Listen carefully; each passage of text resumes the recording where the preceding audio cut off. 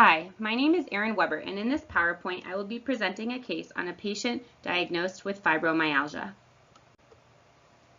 The patient is a 53-year-old Caucasian female with a past medical history of fibromyalgia, unspecified arthritis, chronic Lyme disease, chronic fatigue syndrome, Hashimoto's, also known as chronic lymphocytic thyroiditis, and major depressive disorder.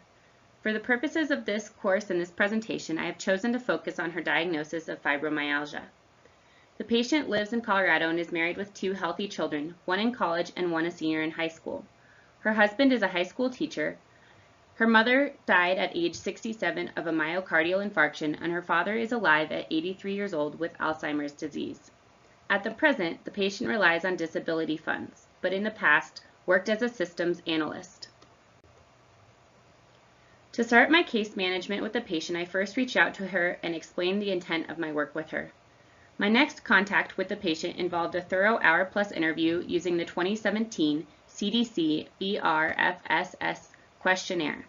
Via this interview, I was able to build a stronger relationship with the patient and gained a better understanding of the physical, psychological, and financial challenges that she has faced living with chronic illnesses over the past 30 years.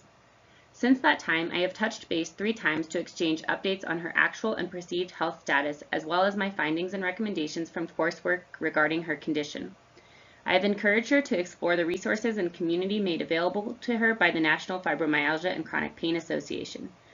She is subscribed to the NFA Aware YouTube channel, which provides tips on managing fibromyalgia symptoms, and most notably, I have put her in contact with a previous classmate from undergrad who is now a provider in a fibromyalgia clinic close to where the patient lives. The patient was first diagnosed with chronic Lyme disease in her early 20s, although she expresses at that time that it was not well understood, which is why she and other doctors missed the acute phase of the disease that is responsive to treatment that can result in resolution.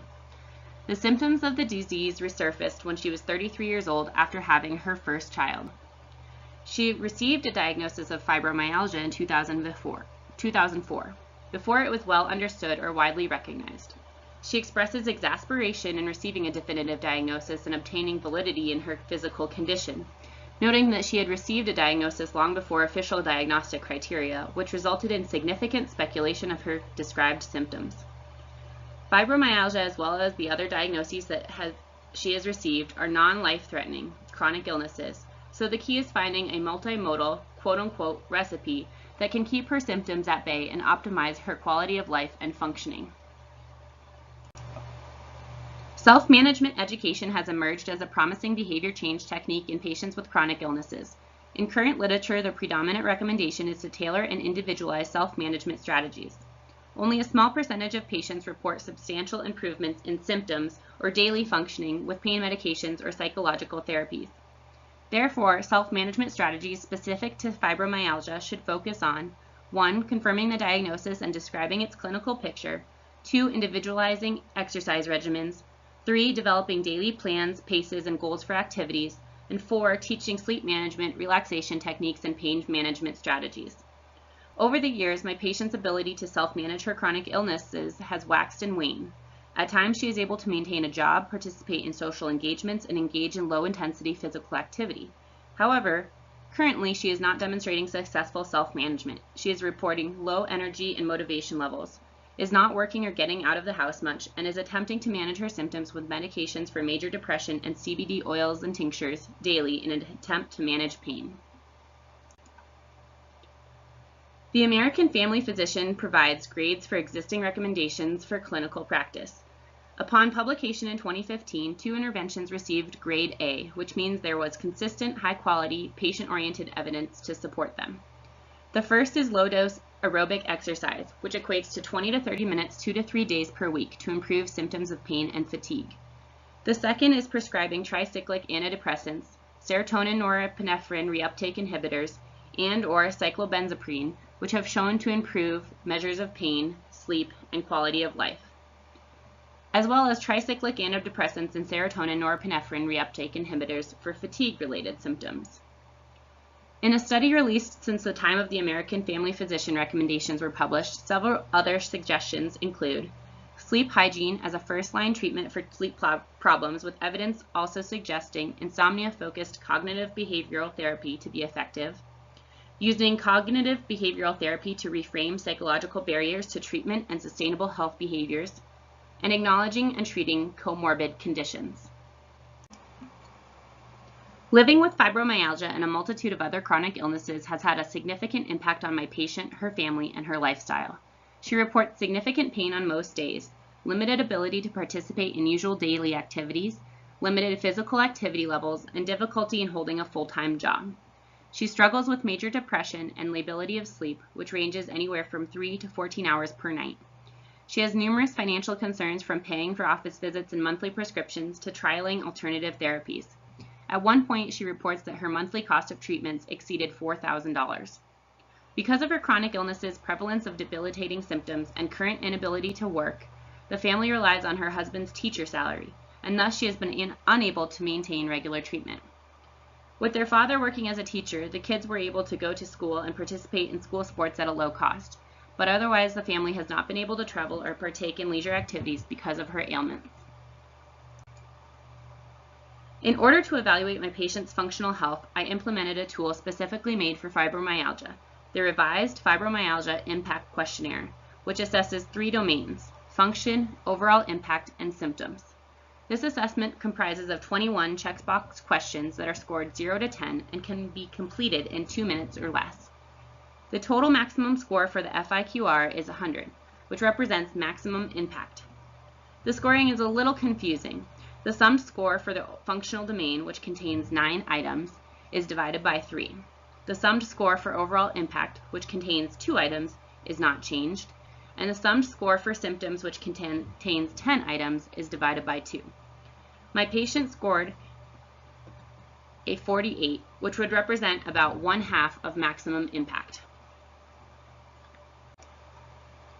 The plan for improving my patient's quality of life, social isolation, stigma, coping behaviors, and decreased function will involve the recommendation to participate in peer counseling and support groups. In a qualitative study of 20 women with long-term fibromyalgia, patients saw peer support as vital to the ongoing process of reconstruction of identity, illness acceptance, and coping. Rebuilding family and friend networks. In a mixed qualitative and quantitative study of individuals with fibromyalgia and chronic fatigue syndrome, there was a positive correlation between support from a family member as well as perceived social support from friends and total quality of life. Enhancing spirituality. Literature urges clinicians to implement a sensitive, non-imposing spiritual assessment and incorporate this into the care rendered. And utilizing the internet. Internet resources have shown to offset social isolation and loneliness through connecting the patient with friends, family, and other persons with chronic illness, as well as assist them to explore medications, diet and food-related illnesses, treatment options, and exchange information. Literature suggests that PCPs should use the phrase, "know my patients, know my community, and know my team" to provide proactive, patient-centric management of patients with fibromyalgia. Knowing the patient will involve monitoring the patient and recognizing when they become overwhelmed or unable to engage in the recommended treatment plan. As part of the annual physical exam, the PCP should perform the FIQR as a functional assessment and other appropriate screenings, such as a PHQ-9 for depression and the Pittsburgh Sleep Quality Index for sleep disorders, considering these are dominant features of fibromyalgia. Knowing my team implies that PCPs are ideally positioned to coordinate care across specialties, streamline the patient's utilization of healthcare services, and encourage and reinforce the importance of ongoing self-management. Currently, the patient's care team, in this case, is limited to a PCP and a psychiatrist. The psychiatrist's role is to consult the patient and PCP and collaborate upon implementing multimodal interventions for managing the patient's major depression. Although not currently, the patient also once had a pain specialist whose role was to assist the patient to self-manage and use multiple modalities to optimize her function and keep her pain at a tolerable level. As mentioned on the previous slide, knowing the community is vital to supporting the patient with fibromyalgia and their family. Although the patient expresses she was extremely fond of a specialty pain clinic several years ago, it has since moved away, and therefore the specialty fibromyalgia clinic in her area seems like a reasonable thing to consider. Affordable options for fitness facilities might include the YMCA or the Town Rec Center, of which there are both in her area. And certainly the internet is an easily accessible, affordable option for resources. The National Fibromyalgia and Chronic Pain Association website provides clinical information and research, current news and events, support groups and discussion communities, links to complementary therapies, financial issues, legal issues, mental health and counseling, blogs, and much more. And this concludes my presentation. Thank you for watching.